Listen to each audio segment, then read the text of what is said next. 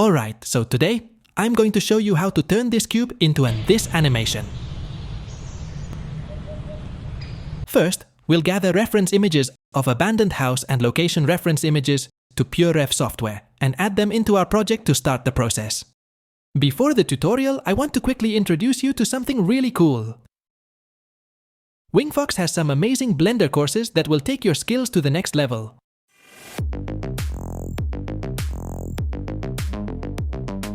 I want to introduce you to two amazing Blender courses available on Wingfox. The first course is Blender Beginner Workflow for Cinematic Art. This course will guide you through Blender's workflow for creating stunning cinematic art. Perfect for beginners who want to learn how to turn their ideas into professional-looking visuals. The second course is Stylized 3D to 2D Illustrations in Blender. It focuses on creating stylized illustrations by blending 3D and 2D techniques in Blender, ideal for those who want to bring a unique and artistic touch to their work. Both of these courses are linked in the description, so be sure to check them out if you're looking to enhance your Blender skills. Now let's get into the tutorial. A common mistake is starting without proper measurements. So I've added a human figure to ensure the house is scaled correctly. We'll start by shaping the house with a basic cube, extruding it upwards, and collapsing the edges for the roof. Follow along as I adjust this, adding a simple wooden pipe to give the house a nice touch. Now, here's a trick. Instead of creating both sides of the house manually, delete one side and add a mirror modifier, aligning it along the Y-axis. This will save us time. I've added a few details like the floor and the edges,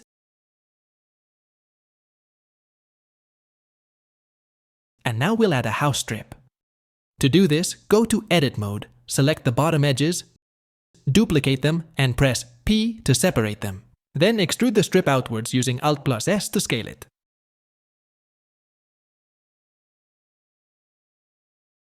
We'll add an array modifier on the Z-axis with a count value, then hide it using a Boolean modifier linked to the house base. Make sure the base size is slightly bigger by pressing Alt+S to scale it outwards.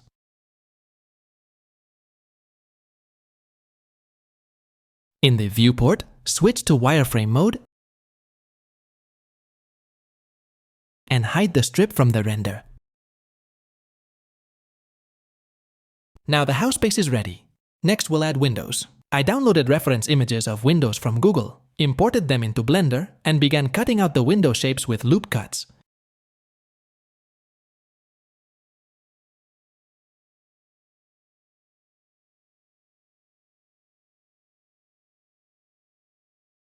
Extruding them to give depth. I've added glass textures to the windows as well. Similarly, I added a door and used the Boolean modifier to fit everything perfectly into the house. So I fit the doors and windows as same Boolean modifier. With that done, it's time to move on to the roof. For the roof, start with a plane, shape it to look like a slanted roof, and use the array modifier to create roof tiles.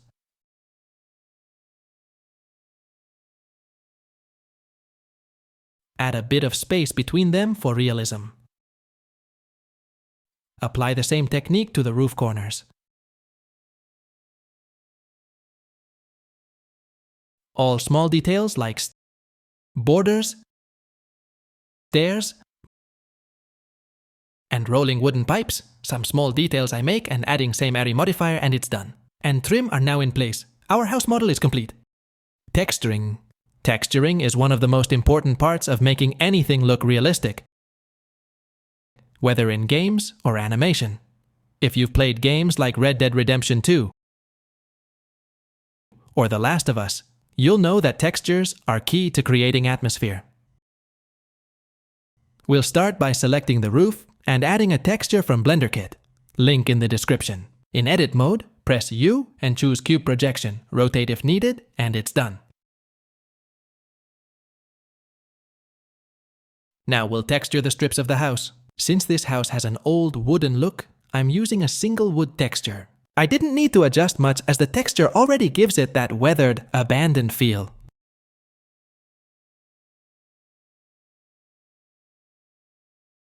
Ambient occlusion is key in games to make things look real, so I've set up an ambient occlusion node with a color ramp and mix shader.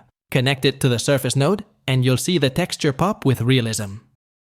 Once the ambient occlusion setup is copied to the rest of the house, it gives a cohesive look. I applied all the textures one by one and copied the ambient occlusion setup, and it's done. Be sure to adjust the normals so the textures show correctly. Press Shift+N to fix any red faces in the viewport orientation. Now our house looks perfect, and we can parent it to an empty object. Press P and click on Separate, making it easy to move around in our environment. Lighting and environment. I added a plane and did a bit of sculpting on it. Then applied a material of my choice.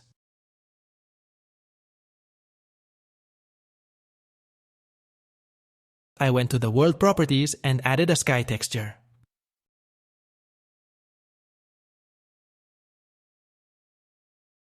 Adjust the rotation, strength, and color based on your reference to get the perfect lighting for your scene.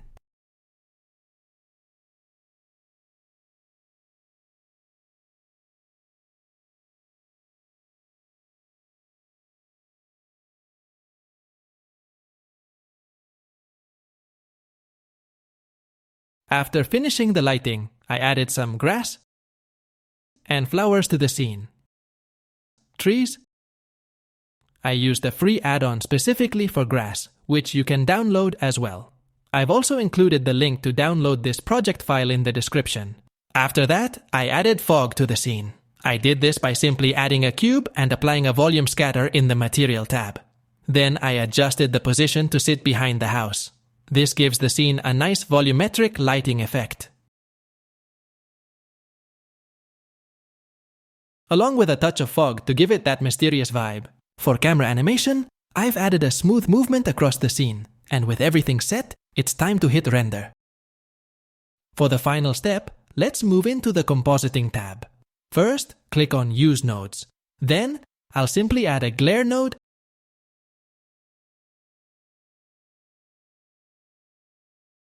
and a mist node, connecting them to the Compositing node.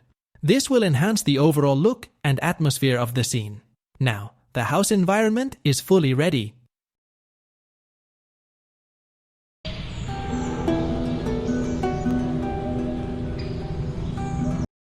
And that's it for today's tutorial. Don't forget to check out the 2 amazing Blender courses on Wingfox. Links are in the description. If you'd like to download the project files, they're available on Gumroad, linked below.